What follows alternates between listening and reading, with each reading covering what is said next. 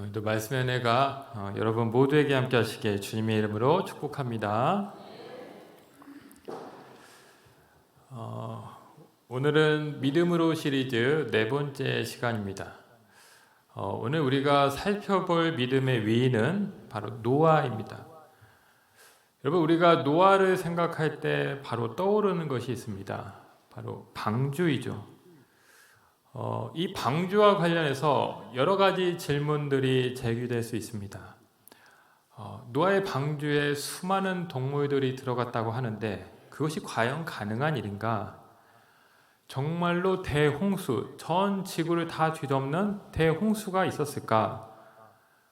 이 노아가 방주를 만든 곳은 과연 어디인가? 등등 꼬리에 꼬리를 무는 그런 질문들이 떠오르게 됩니다. 자, 이 성경이 과학적인 사실을 보여주는 책은 아니지만 역사적 홍수가 존재했고 또 노아의 방주가 실제로 만들어졌다라는 증거들이 계속해서 나오고 있죠. 가령 이 창세기에 기록된 방주의 크기는 길이가 300규빗, 또 너비 50규빗, 높이 30규빗인데 이것을 현대의 수치로 환산하면 길이가 약 150m, 폭은 22m, 높이 13m로 약 43,000톤급 선박에 버금가는 규모라고 합니다. 수많은 동물과 식량을 싣기에 충분한 공간이라는 것이죠. 자, 이 대홍수가 있었다는 증거도 셀 수 없이 많죠. 미국의 그랜드 캐니언 벽에 가면 수많은 그 바다 생물, 화석이 있다고 합니다. 또 전 세계에서 가장 높은 히말라야 산맥에서도 화석화된 조개류 등을 발견할 수 있습니다. 온 땅이 물로 뒤덮였다라는 것을 보여주는 부인할 수 없는 증거들입니다. 자, 이 세상이 하나님에 의해서 창조되었다라고 한다면 하나님이 이 세상을 물로 심판하셨다는 사실도 결코 이상하지 않습니다. 하나님은 지으실 수도 있고 없애실 수도 있습니다. 모든 생명의 주권은 하나님께 있습니다. 역사라는 것은 His story, 하나님의 역사이죠. 자, 그럼 우리가 정말 물어야 될 질문은 무엇인가? 바로 이것입니다. 왜 하나님은 당신이 만든 세상을 다시 심판해야 했을까? 도대체 노아 시대에 무슨 일이 있었느냐? 이것을 우리는 궁금하게 여겨야 할 것입니다. 우리가 잘 아는 대로 이 창세기 1장을 보면 하나님께서 이 세상을 말씀으로 창조하시죠. 하나님이 이르시되 빛이 있으라. 그러자 빛이 창조되었고 하나님이 이렇게 6일에 걸쳐서 모든 만물을 차례대로 질서 있게 만드셨습니다. 그리고 이 모든 창조를 다 마친 이후에 하나님은 지으신 그 모든 것을 보시기에 심히 좋았더라 라고 했습니다. 완벽한 아름다움, 온전한 조화, 이것이 하나님이 이 세상을 창조하실 때 피조물의 상태였습니다. 자, 그런데 창세기 6장에 이르면 정말 과연 같은 피조 세계인가 의심스러울 정도로 전혀 다른 모습을 묘사하고 있죠. 하나님은 이 사람의 죄악이 세상에 가득하고 그 마음으로 생각하는 모든 계획이 항상 악한 것을 보시고 사람 지으셨음을 한탄하십니다. 또 마음에 근심하십니다. 보시기에 심히 좋았다고 한 그 세상은 이제 보시기에 심히 슬픈 곳이 되고야 말았습니다. 지상 낙원에서 온갖 죄악과 죽음이 난무하는 지옥 같은 곳이 된 것입니다. 그래서 하나님은 자신이 창조한 그 모든 세계, 사람을 이 지면에서 다 쓸어내야겠다라고 결정한 곳입니다.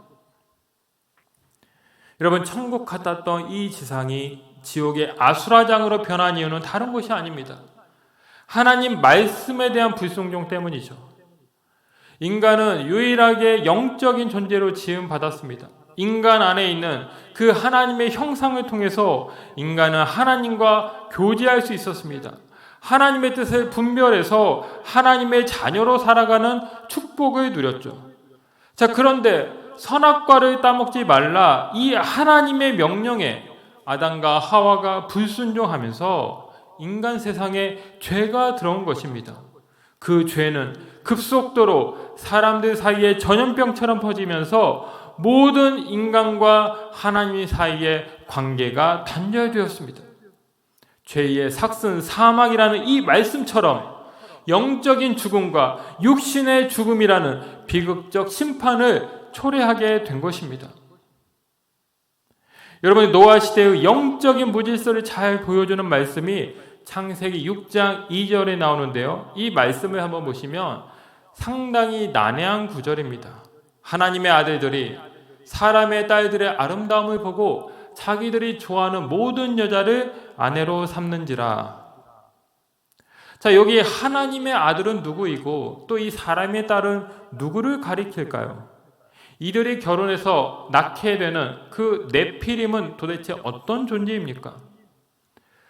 어떤 분들은 여기 하나님의 아들을 천사로 보고 또 사람의 딸들은 이 땅에 있는 여자들 이렇게 해석을 합니다. 그래서 천상의 존재와 지상의 존재가 결합해서 나온 사람이 거대한 용사 네피림이었다. 이렇게 이제 주장을 하는데 이 6장의 문맥과 비교해 보면 전혀 맞지 않는 그런 해석이라고 할 수 있습니다. 여러분, 우리가 6장을 제대로 이해하려면 앞서 아벨과 가인의 계보로 돌아가야 합니다. 여러분, 우리가 두 번째 시간에도 살펴봤지만 하나님이 그 가인과 아벨의 제사 중에서 유독 아벨의 제사만을 받았습니다. 그 이유가 무엇입니까? 이 아벨은 삶으로 하나님을 예배하는 자라고 했습니다. 그는 단지 목축업을 하고 피의 제물을 바쳐서 하나님이 그 제물을 받은 것이 아니라 그는 삶으로도 하나님을 경외하고 사랑하고 예배하는 자였습니다. 그래서 하나님은 그의 예배를 받은 것이죠. 반면 가인은 제물을 준비하긴 했지만 삶의 예배가 없었습니다. 그는 하나님을 위해 살지 않았고 단지 형식적으로만 하나님을 찾고 예배하는 자였습니다. 그래서 하나님은 이 아벨의 제물과 그의 제사를 받으시고 그를 의로운 자로 인정하신 것입니다. 그렇습니다. 여러분, 이 세상에는 이렇게 아벨 같은 경건한 자들이 있습니다. 하나님을 사랑하고 하나님을 두려워하는 자, 하나님의 자녀가 되어서 하나님과 동행하는 자, 이런 자들이 아벨 같은 경건한 자들입니다. 반면 이 세상에는 가인 같은 자들도 있습니다. 하나님을 두려워하지 않고 자신의 힘과 능력을 자랑하면서 내가 하나님 없이도 얼마든지 잘 살 수 있다고 생각하는 그 교만한 자들, 이런 자들이 가인의 계보에 속한 자라고 할 수 있는 것이죠. 자, 하나님의 뜻은 무엇일까요? 하나님의 뜻은 바로 거룩에 있습니다. 구별됨입니다. 즉 하나님의 자녀가 세상의 자녀와 섞이지 않는 것을 하나님은 원하신다는 것이죠. 너희는 믿지 않는 자와 멍에를 함께 매지 말라고 했습니다. 세상과 타협하지 않고 하나님 자녀의 정체성을 가지고 살기를 하나님은 기대하신다라는 것이죠. 자, 그런데 노아 시대에 이 구별됨이 사라진 것입니다. 경건한 자와 경건하지 않은 자들이 섞이게 되었습니다. 하늘의 사람과 땅의 사람이 섞인 것입니다. 그래서 아무나 믿는 사람과 믿지 않는 사람들이 만나서 결혼하고 가정을 이루고 영적 구별됨이 사라지고 대신 영적 혼돈과 무질서가 가득해지는 그런 영적 대혼돈의 재앙이 시작된 것입니다. 이것이 하나님의 심판 대홍수를 부르는 결정적 계기가 된 것입니다. 여러분, 하나님은 언제 기뻐하실까요? 로마서 12장 2절에 보면 이런 말씀이 있습니다. 우리 같이 한번 읽어보실까요?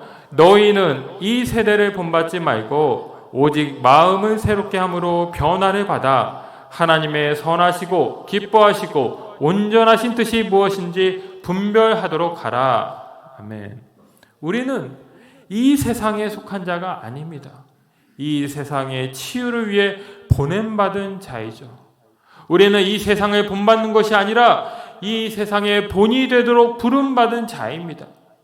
우리는 세상의 이론과 흐름을 쫓아 사는 자가 아니라 하나님의 뜻을 구하고 그 뜻을 위해 살아가는 자가 되어야 합니다. 경건한 하나님의 자녀로 구별되어 살아갈 때 하나님이 기뻐하신다는 사실을 믿으시기 바랍니다. 자, 히브리 기자는 이 노아를 가리켜 그가 아직 보이지 않는 일에 경고하심을 받아 경외함으로 방주를 준비했다라고 말을 합니다. 자, 여기 보이지 않는 일에 대한 경고란 무엇입니까? 바로 하나님의 심판을 의미하죠. 자, 노아가 방주를 지을 때 그 당시 사람들의 반응이 베드로후서 3장에 나와 있는데요. 사람들은 저를 조롱했습니다.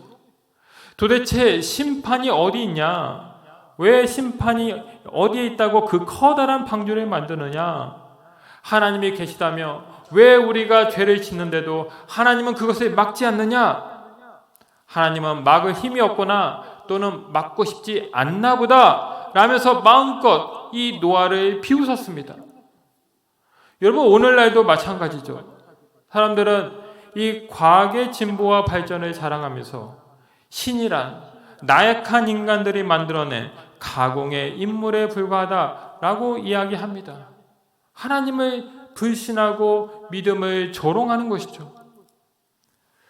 얼마 전에 내가 떠난 이유, 내가 남을 이유라는 책을 보았습니다. 화면에 보여주시면, 자, 이 책은 어떤 책이냐면 그 복음 전도자 아버지 토니 캠폴로와 인본주의자 아들 바트 캠폴로가 서로 자신의 신앙에 대해서 주고받은 대화로 이루어진 책입니다. 사진이 있을 텐데 한번 보여주실까요? 네, 이런 책입니다. 이 책의 공동 저자인 아들은 사실 아버지와 같이 전도 유망한 목사였습니다. 그런데 이 아들이 어느 날 더 이상 이제 하나님을 믿지 않겠다라고 선언을 하면서 목사직을 내려놓고 세속적 인본주의 활동가로 전향을 한 것입니다. 이 아들이 신앙을 버리게 된 이유가 책 곳곳에 나와 있는데, 그는 아무리 기도를 많이 해도 응답이 없는 것에 대해 답답해합니다. 하지만 그래도 하나님은 자신의 기도를 들을 것이라 여기면서 그 불만과 답답함을 겉으로 표현하지 않고 계속 설교와 또 목회 사역을 하게 되죠. 하지만 이제 또 성경을 읽을 때마다 그 안에 있는 여러 가지 초자연적인 전제나 교리, 즉 하나님이 이 세상을 창조하신 일, 애굽의 열 재앙, 이스라엘 백성이 홍해를 건넌 일, 예수님의 수많은 기적, 또 죽은 자가 다시 살아나고 고침받는 이런 일 등에 대해서 정말 그러할까? 이런 의문을 갖게 된 것입니다. 무엇보다도 예수님을 믿지 않으면 저 영원한 지옥에 간다는 이 구원관에 대해서 내적인 충돌을 경험합니다. 사랑의 하나님께서 어찌 선하고 진실하게 사랑하는 사람을 영원히 정죄한다는 것인가? 이것이 받아들여지지 않았다라는 것이죠. 결국 개인적인 사고를 당해서 죽을 뻔하다가 살아난 그는 그것을 하나님에 대한 은혜와 기적으로 여기기보다 오히려 신이 없어도 인간은 윤리적이고 의미 있게 살아갈 수 있다 여기면서 인본주의를 대안적 신앙 구조로 주장하면서 이제 다른 삶을 살게 된 것입니다. 이 책을 보면서 왜 많은 사람들이, 특별히 젊은 사람들이 교회를 떠나가고 있는가 이해할 수 있었습니다. 여러분, 지금 시대는 AI 인공지능 시대 아닙니까? 정말 과거에는 상상할 수 없었던 기술의 진보와 발전이 이루어지는 것을 우리가 경험하고 있습니다. 자, 이성과 합리를 중시하는 이 젊은 세대들이 볼 때 이 성경은 정말로 이해할 수 없는 낡고 고루한 그런 상상 속에 사람들이 만들어낸 그런 책이 아닌가라고 의심한다는 것이죠. 첫 장부터 마지막 장까지 과학적 세계관을 가지고는 좀처럼 받아들일 수 없는 그런 내용들이 많기 때문에 이 자녀들이 어릴 때는 부모님을 따라 교회를 다니다가도 이제 머리가 커지고 대학생이 되면서는 교회를 떠나는 일이 속출하고야 만다는 것입니다. 자, 이해가 되지만 또 한편으로는 답답하고 안타까웠습니다. 여러분, 이 세상은 결코 과학적인 데이터나 이론만으로 절대 설명할 수가 없습니다. 이 바람과 공기가 눈에 보이지 않지만 존재하는 것처럼 이 세상에는 우리 눈에 보이지 않고 우리가 깨닫지 못해도 우리의 이성의 범주를 뛰어넘는 방식으로 역사하는 그 초월적인 하나님의 신비와 손길이 분명히 있다라는 것입니다. 한때 무신론자였다가 회심한 그 C.S. 루이스가 이런 말을 했죠. 나는 태양이 떠오르는 것을 믿듯 기독교를 믿는다. 그것을 보기 때문이 아니라 그것에 의해서 다른 모든 것을 보기 때문이다. 기독교는 난해하고 비과학적인 교리의 총집합체가 아니라 오히려 세상의 모든 만물과 이치를 바르게 이해하고 해석할 수 있게 해주는 진리라는 것을 비유한 말인 것입니다. 그렇습니다. 제한된 시간과 공간 속에서 우리가 살아가지만 우리는 마땅히 자신의 한계를 깨닫고 이 역사의 주인 앞에서 겸손할 수 있어야 됩니다. 근데 많은 사람들은 오히려 과학만을 맹신하고 진짜 믿어야 될 하나님을 믿지 않고 있으니 참으로 애석한 일이 아닐 수가 없는 것이죠. 여러분, 노아가 이 하나님을 경외하며 방주를 준비했는데 그 기간이 얼마나 되었을까요? 창세기 6장에 보면 그들의 날은 120년이 되리라 이런 구절이 나옵니다. 이것이 인간의 평균 수명을 말하는 것이다 라고 말하는 분도 있지만 그것이 아니라 홍수 직전까지 인간에게 남겨진 시간이라고 보아야 할 것입니다. 그래서 노아는 120년간 방주를 만들었다라고 우리가 생각할 수 있죠. 또 다른 학자들은 노아가 500세의 아들을 낳았고 600세의 홍수가 시작되었기 때문에 100년간 방주를 만들었다라고 이야기하기도 합니다. 어찌됐든 노아는 상당히 오랜 시간을 들여서 방주를 만들었습니다. 이 노아가 산 꼭대기에서 방주를 만들 때 사람들은 노아를 향해 손가락질했을 것입니다. 저가 하나님을 믿더니 미쳐버렸구나 이렇게 수군거렸습니다. 하지만 노아는 조금도 개의치 않았죠. 포기하지 않고 묵묵히 나무를 패고 망치질을 해가며 하나님이 정해주신 치수에 따라서 방주를 만들었습니다. 도대체 무엇 때문에 노아는 그렇게 할 수 있었습니까? 이유는 하나이죠. 바로 하나님에 대한 경외였습니다. 6장 9절 말씀을 보시면 이렇게 말합니다. 이것이 노아의 족본이라. 노아는 의인이요 당대 완전한 자라. 그는 하나님과 동행하였으며. 여러분, 여기 의인이라는 것은 이 노아가 행실이 완벽하고 흠없는 자로 살았다라는 말이 결코 아닙니다. 도덕적으로 윤리적으로 완벽했다라는 것도 아니죠. 이 말은 그가 하나님을 경외했다라는 것입니다. 하나님을 내 삶의 주인으로 모시고 그는 늘 주님을 바라보는 자였습니다. 세상을 본받고 세상의 영향을 받는 자가 아니라 죄와 악으로 가득 찬 그 세상 속에서도 하나님과 동행하는 자였습니다. 그의 시선은 늘 세상이 아니라 하나님께 가 있었습니다. 말씀과 기도로 경건한 삶에 힘썼고 믿음으로 사는 자였습니다.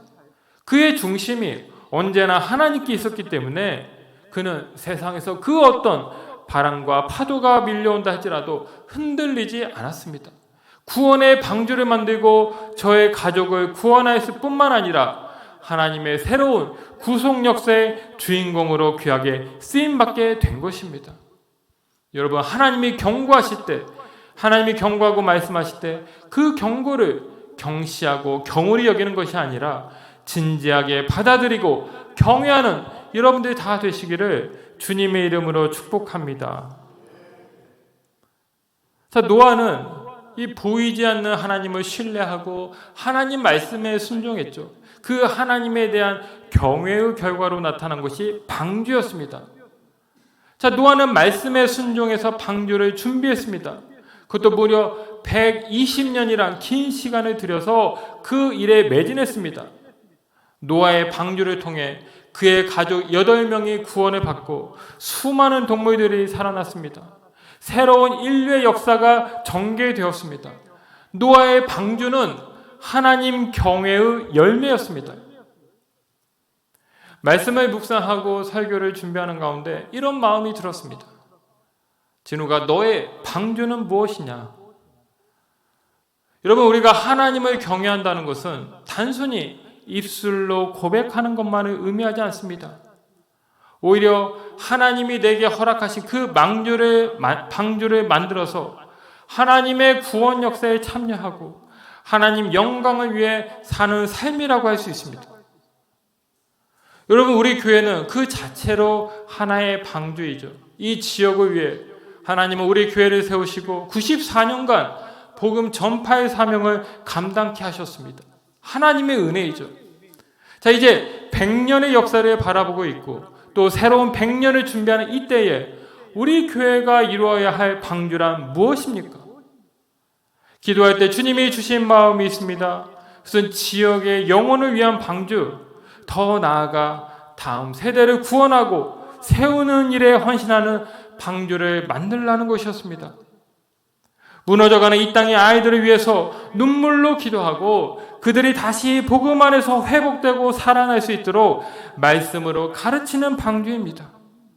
하나님의 손길로 빚어진 저들이 주님이 주신 꿈과 비전을 향해 전진하고 하나님 나라의 인재가 될 수 있도록 아낌없이 지원하는 방주. 이것이 우리 교회를 향해 하나님이 주신 방주의 그림이고 우리가 만들어가야 될 사명인 것입니다.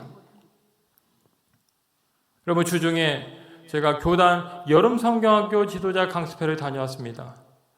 코로나 이후에 출국 당일로 하루만 강습회가 진행되다가 올해 처음으로 1박 2일로 교육이 진행되었습니다. 아직도 위축된 감은 있지만 조금씩 회복되는 모습을 보면서 감회가 새로웠습니다. 근데 이제 노예 목사님들과 여러 이야기를 나누는데 참 노예마다 이 교회 학교가 어렵구나라는 사실을 새삼 느낄 수 있었습니다. 여러분, 지금의 이 다음 세대가 먼 훗날 다른 세대가 되지 않으려면 어떻게 해야 됩니까? 우리는 지금 이 골든타임을 절대 놓쳐서는 안 됩니다. 아이들이 다시 살아나도록 교회가 구원의 방주를 만들고 이 안에서 아이들이 마음껏 뛰놀고 믿음이 자라날 수 있도록 해야 합니다.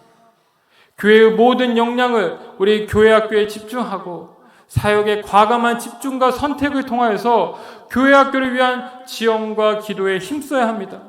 그래야 우리 교회의 미래가 있고 이 지역과 나라 가운데 소망이 있는 것입니다. 제가 지난주 사무실에 있는데 우리 서촌초 유치원 선생님한테 전화가 왔습니다. 지금 선생님이 아이들을 데리고 우리 교회에 왔는데 해먹을 좀 타고 싶다고, 타도 되냐고 이렇게 전화를 한 것입니다. 제가 이렇게 카메라를 보니까 정말 와 계신 것을 보았습니다.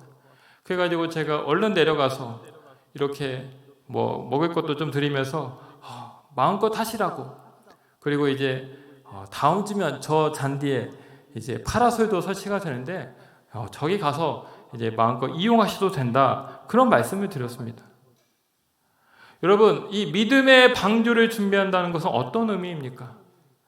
아이들을 위한 환경을 조성하는 것 중요하고 필요한 일이죠. 지금 부흥하는 교회들은 아이 친화적인 교회입니다. 청주의 모 교회는 이 키즈 카페를 만들어서 지역 주민들에게 개방하고 학부모들로부터 엄청난 인기를 얻고 있다고 합니다.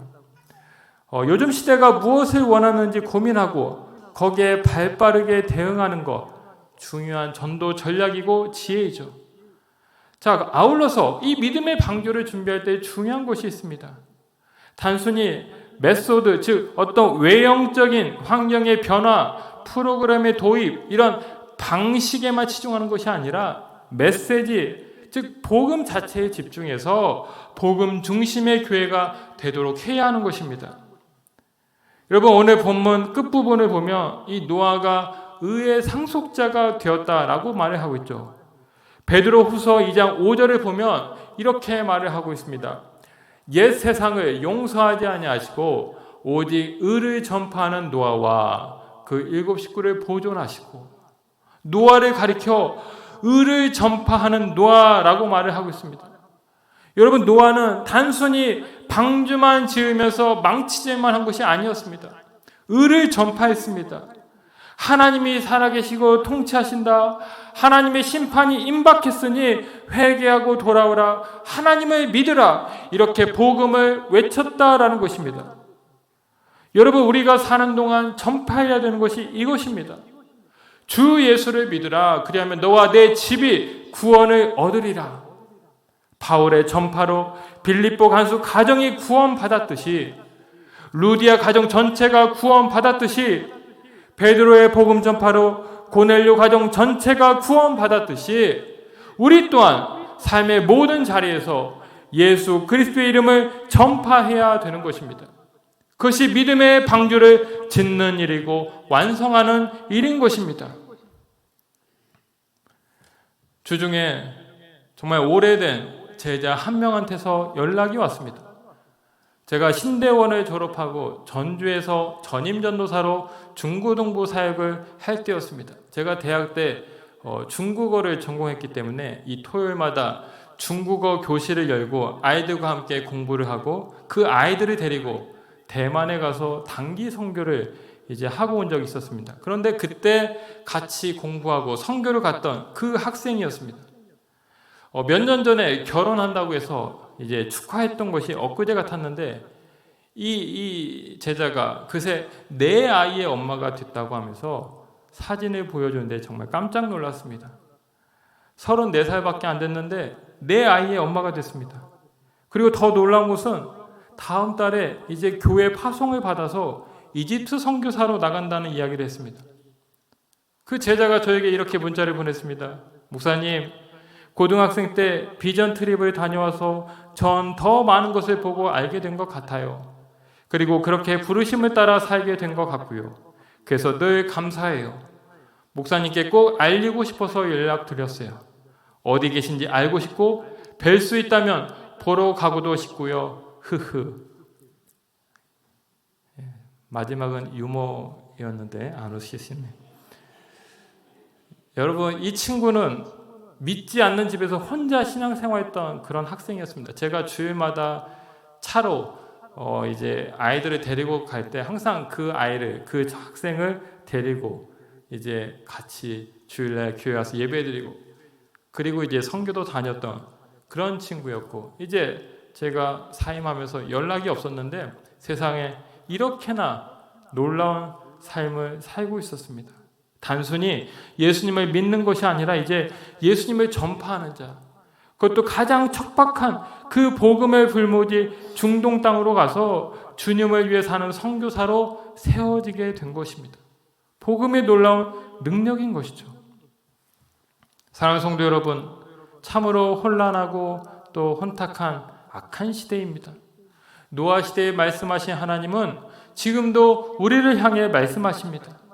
한 영혼이라도 더 돌아오길 바라는 심정으로 하나님은 지금도 애타게 기다리고 계십니다. 하나님의 거룩하심을 본받아서 세상과 구별된 모습으로 살아가는 경건한 자가 되어야 할 것입니다. 믿음의 방주를 준비해서 영원에 앞장서고 다음 세대를 살리고 세우는 일에 헌신하는 우리 교회가 되길 원합니다. 의로 이 땅에 오신 예수 그리스도를 전파하여 이 시대의 빛과 소금이 되고 세상의 소망이 되는 교회를 세워나가는 저와 여러분 되시기를 주님의 이름으로 축원합니다. 기도하겠습니다. 아버지 하나님, 우리를 사랑하시고 우리에게 구원의 길, 생명의 길을 밝히 보여주신 주님, 예수 그리스도를 통해서 하나님의 자녀 삼아주신 은혜를 감사드립니다. 주여, 우리가 이 땅에서 하나님의 거룩한 자녀로 구별되어 살아갈 수 있는 은혜가 있게 하여 주시옵소서.